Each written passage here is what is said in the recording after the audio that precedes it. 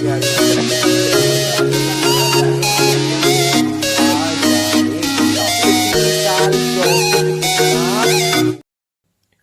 Students, स्वागत है आपका मेरे चैनल कॉमर्स गुरुजी पर। और आज की वीडियो में हम लोग करने वाले हैं आपका क्लास 11th का जो चैप्टर है माइक्रो इकोनॉमिक्स, जो बच्चे टीआरजेन वीक्यूरी यूज़ कर रहे हैं वो भी इस वीडियो को देख सकते हैं, जिन पर नहीं भी है वो भी इस वीडियो को देख सकते हैं। कंसेप्ट में और अच्छे से क्लियर करूँगा इसके साथ साथ और अपने एक्सप्लेनेशन के साथ। तो इस चैप्टर को स्टार्ट करने से पहले मैं आप एक बार बता दूँ कि जो क्लास 11th के बच्चे हैं उनके टर्म 2 के लिए मैंने लाइव क्लासेस स्टार्ट कर दी हैं। तो अगर आप टर्म 2 के लिए मेरी लाइव क्लासेस में एनरोल होना चाहते हैं तो उसके लिए आप यहाँ पर मुझे व्हाट्सएप कर सकते हैं 9690105047। सर फीस क्या रहेगा? अगर आप अकाउंट्स, इको और बीएसटी इनमें से किसी भी एक सब्जेक्ट के लिए ग्रुप क्लासेस लेना चाहते हैं तो फीस वन टाइम रहेगा 900 रुपीज़, सिर्फ एक बार देनी है टर्म 2 के पूरे कोर्स के लिए। और अगर आप तीनों को साथ में करना चाहते हो तो उसके लिए वन टाइम फीस देनी है आपको 2100 रुपये टर्म 2 के पूरे कोर्स के लिए। आपकी प्राइवेट क्लासेस भी अवेलेबल है। अगर आप अकेले में पढ़ना चाहते हैं तो अभी उसके लिए फ़ीस अलग है। उसके लिए आपको तीनों सब्जेक्ट के लिए वन टाइम फीस देनी है 4000 रुपीज़ और किसी एक सब्जेक्ट के लिए 2000 रुपीज़। तो ये मेरा व्हाट्सएप नंबर है, यहाँ पर व्हाट्सएप करके आप और डिटेल ले सकते हो सर कि क्या क्या होगा, कैसे होगा, नोट्स वगैरह, क्वेश्चंस वगैरह। चलिए स्टार्ट करते हैं।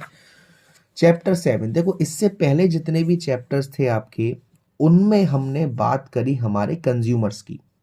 अब यहाँ से बात होगी हमारे प्रोड्यूसर की, प्रोडक्शन फंक्शन और उसके फैक्टर्स। देखिए सबसे पहला आपसे कह रहा है concept of production function, short run and long run. Output needs input. ये आपके सामने पेन दिख रहा है। जब ये पेन बना होगा तो ये तो आउटपुट मैं कह रहा हूँ इसे, और जब ये बना होगा जो जो चीज़ें इसमें इस्तेमाल करी गई होंगी वो क्या है? इनपुट है। जैसे कि लैंड, लेबर एंड कैपिटल, ये एक कॉमन इनपुट होते हैं किसी भी गुड्स को प्रोड्यूस करने के लिए। तो एक जो प्रोड्यूसर होता है वो हमेशा ये जानना चाहता है कि मुझे कितनी लेबर की ज़रूरत पड़ेगी, मुझे कितनी कैपिटल की ज़रूरत पड़ेगी। यानी कि इन दोनों से मतलब है यहाँ पर इन्हें इनपुट की तरह ट्रीट करा जा रहा है। अगर मैं किसी कम्युनिटी को प्रोड्यूस करता हूँ, जैसे एग्जांपल दे रखा है कि आपको 10 यूनिट चाहिए कैपिटल की और 5 यूनिट चाहिए लेबर की, तब जाके आप किसी कम्युनिटी के 100 यूनिट प्रोड्यूस कर पाओगे। तो यहाँ पर ये जो 10 यूनिट ऑफ कैपिटल और 5 यूनिट्स ऑफ लेबर है वो एक तरीके से फिजिकल इनपुट है और ये जो 100 यूनिट है वो फिजिकल आउटपुट है। तो यहाँ पर ये जो इनपुट और आउटपुट के बीच में एक रिलेशन सा बन रहा है, इसी को हम कहते हैं प्रोडक्शन फंक्शन। यहाँ पे आपसे कहा जा रहा है it is this relationship between physical input and physical output. Physical input means 10 units of capital चाहिए और 5 यूनिट ऑफ लेबर चाहिए, किसके लिए? 100 यूनिट ऑफ कम्युनिटी प्रोड्यूस करने के लिए, और इसी को हम कहते हैं प्रोडक्शन फंक्शन। सबसे पहली बात आपको ये याद रखनी है, सर प्रोडक्शन फंक्शन क्या है? प्रोडक्शन फंक्शन एक फंक्शनल रिलेशनशिप है फिजिकल इनपुट और फिजिकल आउटपुट। दूसरे जो टेक्निकल वर्ड्स हैं या टेक्नोलॉजिकल रिलेशंस हैं उनके हिसाब से जो इक्वेशन बनती है वो बनती है QX equal to F bracket में L और K। यहाँ पर QX का मतलब फिजिकल आउटपुट ऑफ कम्युनिटी यानी इतना बनेगा, L हमारा क्या है? लेबर है, और K हमारी कैपिटल है, F से फंक्शन। तो जो अलग अलग इकोनॉमिस्ट हैं उन्होंने अलग अलग इसके बारे में डेफिनेशन दी है। वॉटसन जी का कहना है प्रोडक्शन फंक्शन एक रिलेशन है between a firm production and the metal factor of production. एक इंपॉर्टेंट बात करी गई है, it is important to note that production function does not establish any economic relation between input and output. जो आपका production function होता है वो कोई भी आपस में रिलेशन नहीं बनाता फिजिकल इनपुट और आउटपुट में। ये एक टेक्निकल रिलेशन बताया गया है जो हमारे इंजीनियर्स थे, जो कि इकोनॉमिस्ट नहीं है, उन्होंने अपना एक टेक्निकल रिलेशन बना के बात कही गई है। तो यहाँ पर हमारे दो फैक्टर्स वर्क करते हैं, फिक्स फैक्टर और variable factor. Fix factor are those the application of which does not change with the change in volume of output. आप किसी चीज़ का प्रोडक्शन कर रहे हो, उसका जो आउटपुट है उसकी वैल्यू आप कम करो या बढ़ाओ, वो फैक्टर जिन पर इनका कोई भी असर नहीं पड़ रहा वो कहलाते हैं हमारे फिक्स फैक्टर। जैसे फिक्स फैक्टर जैसे कि मशीन, जब आपने आउटपुट को प्रोड्यूस करना स्टार्ट भी नहीं करा उससे पहले ही मशीन वहां पर थी, यानी कि a machine is there even when output is zero. Let us assume that machine can produce maximum 1000 unit. हम मान लेते हैं कि जो मशीन है वो मैक्सिमम 1000 यूनिट का प्रोडक्शन कर सकती है। तो अगर आप 0 से लेकर 1000 यूनिट्स के बीच में जितना भी प्रोड्यूस करोगे, आज 500 करा, कल 600 करा, फिर 400 करा, फिर 1000 करा, क्या मशीन में कोई चेंज आएगा? नहीं, मशीन में कोई चेंज नहीं आएगा। तो उसे हम कहते हैं फिक्स फैक्टर, जो आउटपुट के चेंज होने से चेंज नहीं हो रही। वहीं पर बात करी जाए वेरिएबल फैक्टर की, वेरिएबल फैक्टर वो एप्लीकेशंस होती हैं जो चेंज होती हैं आउटपुट के वॉल्यूम को चेंज होने से। जैसे कि इसका एग्जांपल है लेबर। लेबर एक वेरिएबल फैक्टर है। अगर आपको ज़्यादा से ज़्यादा यूनिट्स प्रोड्यूस करनी है तो आपको ज़्यादा से ज़्यादा लेबर की ज़रूरत पड़ेगी। Other things remaining constant, variable factor 0 रहेगा जब आउटपुट 0 है, और जैसे जैसे आउटपुट बढ़ेगा उसके लिए हमें वेरिएबल फैक्टर बढ़ाने पड़ेंगे। तो दो तरीके के रन है हमारे पास, शॉर्ट रन और लॉन्ग रन। शॉर्ट रन में कहा जा रहा है short run is a period of time when production function can be increase only by increasing the application of variable factor. Short run नाम से समझ में आ रहा है कि कम समय हमारे पास प्रोडक्शन करने के लिए, और यहाँ पर प्रोडक्शन आपका जब ही बढ़ सकता है जब आप वेरिएबल फैक्टर्स की जो एप्लीकेशन है उसे इंक्रीज कर दो। फिक्स फैक्टर कांस्टेंट रहेगा। फॉर एग्जांपल एक जो प्लांट है, आपने जो प्लांट इंस्टॉल किया है वो चेंज नहीं हो सकता शॉर्ट पीरियड के दौरान, क्योंकि शॉर्ट पीरियड काफ़ी शॉर्ट रहता है। तो अगर आपको उस टाइम पर अपने प्रोडक्शन को इंक्रीज करना है तो आपको क्या करना पड़ेगा सर? वेरिएबल फैक्टर यानी ज़्यादा से ज़्यादा लेबर लगानी पड़ेगी। तो यहाँ पर एक एग्जाम्पल भी है, when one factor is a fix factor and other is a variable factor production function में बी स्पेसिफाइड एज अंडर। ये आपको एक इक्वेशन दे रखी है, क्यू एक्स, एफ से फंक्शन, एल से ले ये हमारा वेरिएबल फैक्टर है, और के से कैपिटल और इसके ऊपर बार लगा हुआ है, यानी कि ये कांस्टेंट है। तो we find that K is constant at 4 unit, output increasing from 40 to 45 unit of a company X because input of L has increased from 5 to 6 unit। यहाँ पर पहले 5 लेबर थी, अब यहाँ पर 6 लेबर करी गई, इसकी वजह से जो हमारा आउटपुट है वो बढ़ गया।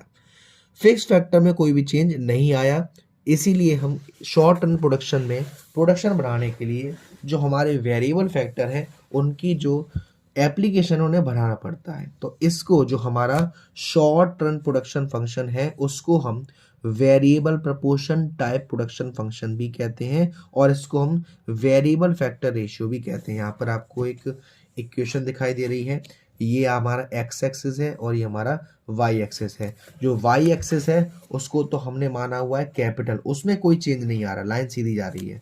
लेकिन जो हमारी लेबर है पहले थी कितनी? 5, फिर हो गई 6, तो ये हमारा बढ़ रहा है, ठीक है ना। तो इसमें आपसे कहा जा रहा है कि वेरिएबल फैक्टर रेशियो में एक हॉरिजॉन्टल स्ट्रेट लाइन होती है। वहीं बात करी जाए हमारा लॉन्ग रन प्रोडक्शन फंक्शन की, लॉन्ग रन वो समय होता है जहां पर कोई भी डिफरेंस नहीं होता फिक्स फैक्टर और वेरिएबल फैक्टर, वो सब खत्म हो जाता है। सारे फैक्टर्स क्या बन जाते हैं? वेरिएबल फैक्टर बन जाते हैं। Long period is long enough to increase production capacity of a firm. जो हमारा लॉन्ग पीरियड होता है उसमें हमारे पास काफ़ी समय होता है कि हम अपने प्रोडक्शन फंक्शन को बढ़ा दें। इसमें हम प्लांट के साइज को भी इंक्रीज कर सकते हैं ज़्यादा से ज़्यादा प्लांट इंस्टॉल करके। तो fix factor during the short period becomes the variable factor over the long period, यानी कि जो हमारे फिक्स फैक्टर थे जो शॉर्ट पीरियड के दौरान, वो अब वेरिएबल फैक्टर बन गए लॉन्ग पीरियड में। तो यहाँ पे आप देख रहे हो जो इक्वेशन बन रही है, यहाँ के ऊपर बार नहीं लगा हुआ क्योंकि अब ये कांस्टेंट नहीं है। बोथ एल एंड के यहाँ पर हमारे क्या हो गए? Variable factor. आउटपुट इंक्रीज होगा दोनों की जो एप्लीकेशन है फैक्टर्स को इंक्रीज करने से। लॉन्ग रन में हमारा प्रोडक्शन फंक्शन रहता है फैक्टर रेशियो रिमेन कांस्टेंट, यानी कि लॉन्ग रन प्रोडक्शन फंक्शन का दूसरा नाम है, या आप इसे कह सकते हो constant production type production function. यहाँ पे लिखा भी हुआ है कांस्टेंट फैक्टर रेशियो। अब इन्हीं के आधार पर तीन तरीके के वाइटल डिफरेंस निकाले गए हैं शॉर्ट रन प्रोडक्शन फंक्शन में और लॉन्ग रन प्रोडक्शन फंक्शन में। पहला कहा गया शॉर्ट रन प्रोडक्शन फंक्शन को variable proportion type production function भी कहते हैं, while long run production function को कांस्टेंट, ये अभी हमने सीखा था, क्योंकि जो हमारा ये वाला वेरिएबल है इसमें हम वेरिएबल फैक्टर्स को चेंज कर सकते हैं, और जो हमारा लॉन्ग रन प्रोडक्शन होता है उसमें हम दोनों को चेंज कर सकते हैं। शॉर्ट रन में जो हमारा फिक्स फैक्टर है वो हमारा कांस्टेंट रहता है, इसीलिए ऐसा कहा गया है, उसी के बारे में डिस्कस किया गया है। ऐसे ही स्केल की बात करी जाए तो स्केल ऑफ आउटपुट जो होता है वो कांस्टेंट रहता है शॉर्ट पीरियड में, और लॉन्ग प्रोडक्शन फंक्शन में कांस्टेंट नहीं होता। और थर्ड लिया गया है short run production function exhibit returns to a factor while the long run production function exhibit return to scale। short run production function में हम लोग जो हमारे फैक्टर्स हैं उनको इंक्रीज करके प्रोडक्शन इंक्रीज करते हैं, लेकिन लॉन्ग रन में हमारे जो फैक्टर्स हैं उनकी तादाद को बढ़ाकर, दोनों को, चाहे वो वेरिएबल फैक्टर हो या वो फिक्स फैक्टर हो। तो यहाँ पर आपको एक डिफरेंस भी दिया गया है दोनों में, शॉर्ट रन पीरियड और long period. It is a production function in which factor ratio tends to change with the volume of output। Short period में क्या होगा, जो हमारे फैक्टर रेशियो है वो कैसे चेंज होंगे, जब हम अपने आउटपुट को चेंज करेंगे। प्रोडक्शन फंक्शन में फैक्टर रेशियो कुछ में चेंज नहीं होता, इनके वॉल्यूम में चेंज करने से इसका आउटपुट जब बढ़ेगा जब वेरिएबल फैक्टर को बढ़ाया जाएगा, इसका आउटपुट जब बढ़ेगा जब सारे फैक्टर्स की एप्लीकेशन को इंक्रीज कराया जाएगा। ये आपको याद रखने वाली बात है कि जो शॉर्ट पीरियड है वो रिटर्न्स टू अ फैक्टर में काम करता है, और जो लॉन्ग पीरियड है वो रिटर्न्स टू स्केल में काम करता है। फिर यहीं से हमारा बनता है टीपी, एमपी और AP, total product, marginal product और एवरेज प्रोडक्ट। तो देखो इसको हम समझेंगे। देखिए, मान लीजिए आज मैंने 10 यूनिट का प्रोडक्शन किया, कल मैंने 20 यूनिट का प्रोडक्शन किया, उसके बाद मैंने 40 यूनिट का प्रोडक्शन किया। अगर मैं आपसे पूछता हूं कि 2 दिन में आपने कितना प्रोडक्शन किया तो आप क्या कहोगे, 30। मैं पूछता हूं 3 दिन में कितना प्रोडक्शन किया, आप कहोगे 10 और 20 30 और 40 70। यानी कि TP is what, TP is the sum total of output of each unit of the variable factor used in the process of production। जो हमारे वेरिएबल फैक्टर की हर यूनिट से कितना प्रोडक्शन हो रहा है उसके टोटल को हम क्या कहते हैं, टोटल प्रोडक्ट, या इसको हम total return of the variable factor भी कहते हैं। वही बात करी जाए एमपी की, तो अभी मैंने आपको बताया था आज 10 किया, कल 30 करा, परसों 50 करा, कितना डिफरेंस आ रहा है उसे हम कहते हैं टीपी, वो एमपी। यानी कि एमपी को हम एडिशनल भी कहते हैं। MP refers to change in TP when one more unit of the variable factor is used, fix factor remain constant. MP का मतलब टीपी में कितना चेंज हुआ जब हमने एक और वेरिएबल फैक्टर का इस्तेमाल किया, जहां पर हमारा जो मशीन थी फिक्स फैक्टर था वो कांस्टेंट था। If output increase from 40 to 45 units when the input of labour increase 5 to 6 unit, तो हमारी एमपी क्या आएगी सर, 5 आएगी। यहाँ पे हमारा एमपी का एक फॉर्मूला निकलता है, MPN is equal to TPN minus TPN minus 1। यानी कि जो टीपी अब हुआ और जो टीपी पहले था दोनों को माइनस करके हमारा आता है, इसको हम एडिशनल प्रोडक्ट भी कहते हैं। वही बात करी जाए एपी की, AP is output per unit of the variable factor. यानी कि जब हमारा जो टीपी है उसको यूनिट से डिवाइड किया जाता है, यहाँ पे फॉर्मूला भी दे रखा है, टोटल प्रोडक्ट अपॉन लेबर या वेरिएबल फैक्टर, उसको करके हमारा एपी आता है। AP refers to physical output per unit of the variable factor use in the process of production. तो यहाँ पर एक न्यूमेरिकल आपको दे रखा है, इस न्यूमेरिकल को देख लेते हैं। यहाँ पे आपको यूनिट्स ऑफ लेबर दे रखी है, 1 लेबर, फिर 2 लेबर, फिर 3 लेबर, ये टीपी दे रखा है सिंपल। अब अगर आपको इससे एपी निकालना है तो 50 divide by 1, 90 divide by 2, 120 divide by 3, 140 divide by 4। और यही बात करी जाए एमपी की, तो पहला 50, फिर कितना बढ़ गया 40, फिर कितना बढ़ गया 30, फिर कितना बढ़ गया 20 एंड सो ऑन। इस तरीके से हम एमपी और एपी निकालते हैं। अब मैं इसी से आपको कुछ रिलेशन बता देता हूं बेटा, काफ़ी इंपॉर्टेंट रिलेशन है। देखिए, आगे जो आपका रिटर्न्स टू स्केल आएगा उसमें हमें इनके कुछ रिलेशन पढ़ने को मिलेंगे। तो एक क्वेश्चन यहाँ राइज होता है, नेगेटिव एमपी, क्या एमपी नेगेटिव हो सकता है? यस, एमपी हमारा नेगेटिव हो सकता है। Yes, MP can be negative in certain situation, particularly when there is a excessive employment, यानी कि जिस वर्क में काम करने के लिए 10 लोगों की ज़रूरत है और वहाँ पर 12 लोग काम कर रहे हैं, 14 लोग काम कर रहे हैं, तो वहाँ पर क्या होगा? As in some public sector undertaking, excessive employment of worker more than require reduces overall efficiency of the worker. इससे क्या होगा? जो सारे वर्कर की एफिशिएंसी है वो कम हो जाएगी, because of which MP may be negative. In such situation TP increases when some worker are withdrawn. ऐसी कंडीशन में टीपी जब इंक्रीज हो सकता है जब कुछ वर्कर्स को वहां से हटा दिया जाए। तो एक और क्वेश्चन दे रखा है, टीपी दे रखा है, इसको डिवाइड कर दोगे आप यूनिट से तो एपी आ जाएगा, फिर जितना इंक्रीज हो रहा है डिक्रीज हो रहा है उसके हिसाब से हमारा एमपी आ जाएगा। फिर जिसकी मैं बात कर रहा था, रिटर्न्स टू अ फैक्टर, या फिर से लॉ ऑफ वेरिएबल प्रपोर्शन भी कहते हैं, या इसे law of diminishing marginal product भी कहते हैं। If the input of one factor is increasing while all other factor remain constant, then the proportion between the factor is change। यानी कि यहाँ पर टोटली बात करी जा रही है शॉर्ट रन वाले कंसेप्ट की। Suppose there are two factor production, land और लेबर। दो फैक्टर है प्रोडक्शन करने के लिए, लैंड और लेबर। लैंड हमारा फिक्स फैक्टर है और लेबर हमारा वेल फैक्टर है। अब सपोज करो you have land basin 2 Hector, you grow tomato on it with the help of 1 unit of labour. Accordingly, the proportion between labor and land will be 1:2. If the units of the labor are increased to 2, then the new proportion between labor and land will be 2:2. In other words, if there were 2 hectares of land per unit of labor previously, now there will be 1 hectare of land per unit of labor. One account change the proportion factor, there will also be change in total output but at different rate। यानी कि जैसे जैसे एक fix factor variable factor के साथ combine होता है, उससे होने वाला जो हमारा इंक्रीजमेंट या डिक्रीजमेंट फैक्टर्स है वो बताता है हमारा रिटर्न्स टू अ फैक्टर। यहाँ पे इसको और कहा गया है कि it stated that as more and more of the value factors combined with the fixed factor, marginal product of the value factor may initially rise, but eventually situation must come when MP of the value factor start declining।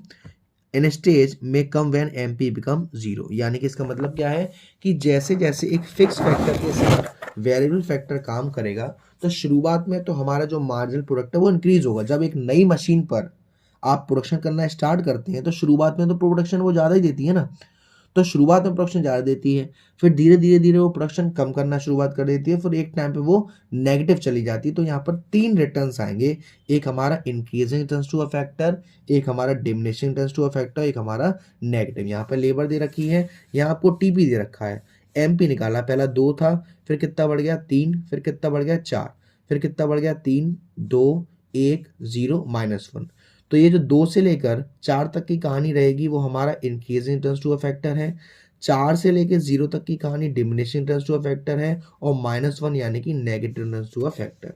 इसका यहाँ पे curve भी बनाया है, x axis, यहाँ पे जो x axis है उसको यूनिट ऑफ लेबर माना है और इसको टीपी माना है, और फिर पहले यूनिट पर टीपी कितना था 2, दूसरे पे कितना था 5। इस तरीके से उन्होंने स्टेजेस को दिखाया है, स्टेजेस 1 2 3।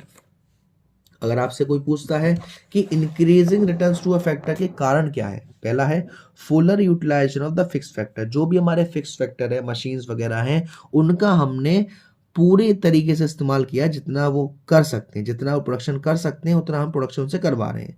जो हमारे लेबर का डिवीजन है वो सही है, यानी कि जिस एरिया में जितने वर्कर्स काम करने के लिए चाहिए उतने ही वर्कर्स काम कर रहे हैं। और थर्ड है better coordination between the factor, जो आपके वेरिएबल फैक्टर्स हैं और जो हमारे फिक्स फैक्टर हैं, दोनों के बीच में जो कोऑर्डिनेशन है वो काफ़ी अच्छा बना हुआ है। तो ऐसे अगर आपसे पूछा जाए diminishing returns to a factor के रीज़न क्या है और आपका negative returns to a factor के रीज़न क्या है, तो आप जो आपके increasing returns to a factor के कॉज है उसको जस्ट उल्टा कर सकते हो और वहाँ पर ये काम करेगा। इस लॉ के एजम्पशन क्या है? The law of variable proportion is based on certain assumption. पहला, ratio in which factors of production are combined can be change. जो हमारा रेशियो है फैक्टर्स का वो से चेंज होना पड़ेगा। वेरिएबल फैक्टर होमोजीनियस नेचर के होंगे, यानी कि बराबर नेचर के, और जो आपकी तकनीक हो रही है, जिस तकनीक का इस्तेमाल कर रहे हो आप प्रोडक्शन के लिए, वो चेंज नहीं होना चाहिए। जब भी ऐसा होगा तब भी हमारा वर्क काम करेगा। अनदर एग्जांपल आपको यहाँ पर दे रखा है जिसमें आपको टीपी निकालना है, एमपी निकालना है और एपी निकालना है, जिससे आपका रिलेशनशिप बताया जाएगा। तो देखो मैं यहाँ पे आपको इसी से समझा दे रहा हूँ। देखिए पहला है हमारा, तो यहाँ पर देखो मैं आपको दो रिलेशन बताऊंगा, एक टीपी और एमपी के बीच का और एक एपी और एमपी के बीच का। देखो ये आपका टीपी है और ये आपका एमपी है।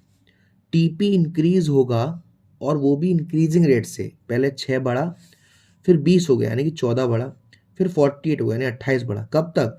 जब एमपी इंक्रीज हो रहा है। एमपी पहले 6 बढ़ा, फिर 14 बढ़ा, फिर 28 बढ़ा।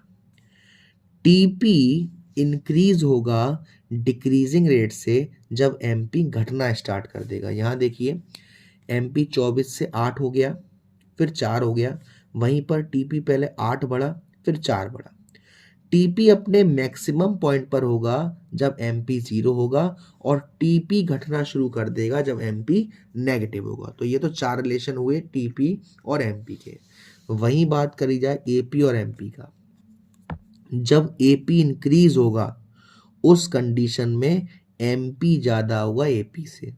ये क्या बोला सर? जस्ट उल्टा, एपी इंक्रीज होगा उस कंडीशन में एमपी ज्यादा होगा एपी से। तो सर इसका मतलब ये हुआ कि जब एपी डिक्रीज होगा उस कंडीशन में एपी ज्यादा होगा एमपी से। यस बेटा, देखो यहाँ ये 18 से 16 हो गया, उस कंडीशन में एमपी कम है एपी से। ठीक है ना, ये बात आपको याद रखनी है। और जब ये कांस्टेंट हो जाएगा या इंक्रीज हो जाएगा तब ये दोनों पॉइंट बराबर हो जाएंगे, जो आपके रिलेशन यहाँ पर ऑलरेडी दे रखे हैं। फिर इस चैप्टर में आपका ये कर्व बचता है, जो आप बना के देखोगे तो और अच्छे से आएगा। मतलब कि जैसे जैसे आप क्वेश्चंस करोगे उनको करोगे तो उससे ग्राफ काफ़ी अच्छे से क्लियर होगा। तो बेटा अच्छे से अगर समझ में आया हो चैप्टर, कोई दिक्कत हुई हो, कोई कमेंट कर देना यार। जब भी अगर कोई परेशानी हो और वीडियो पसंद आई हो तो प्लीज़ अच्छे अच्छे कमेंट कर देना। Thank you so much, love you all.